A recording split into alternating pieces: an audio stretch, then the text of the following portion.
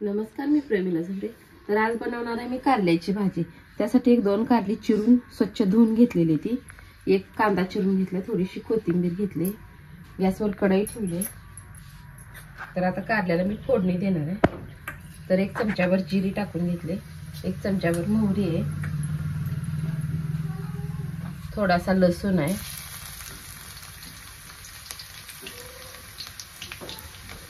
जिरी मोहरी पण तडतडली आणि लसूण पण लाल झालेला आहे. तर ही कांदा टाकून घेते मी.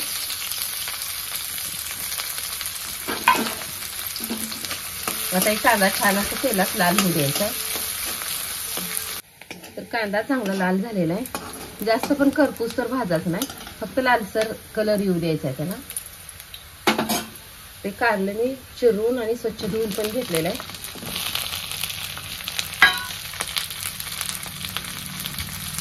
कारल्यात चवीनुसार मीठ टाकून घेतलं, छान असं मिक्स करून घेते. तर छान असं कारलं मी मिक्स करून घेतलेलं आहे. थोडीशी चटणी टाकून घेते,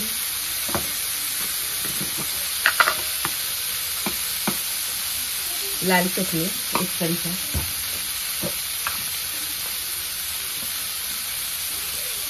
एक चमचा काळं तिखट आहे, ती पण छान असं मिक्स करते. मी कुठलं पण मसाले ह्यात वापरलेलं नाहीत आणि वापरणार पण नाही. तर आता ह्यात एक ठेव हे आपल्याला पाणी होताचं नाही, हे असंच कारलं झाकून ठेवायचं.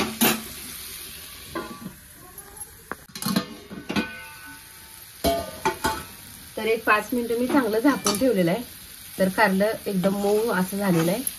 तर 5 मिनिटं झाकलं म्हणजे अधून मधून मिक्स करायचं आहे, हलवायचं आहे. थोडंसं तेल जास्त असलं तर नाही चिटकणार, पण खालची बाजू शिजते आणि वरची बाजू एकदम कच्ची राहील, त्यासाठी अधून मधून हलवून घ्यायचं आहे. मी थोडंसं शेंगाचं कूट टाकून घेते आता, आणि थोडीशी कोथिंबीर आहे. आता छान असं एकदा मिक्स करायचं.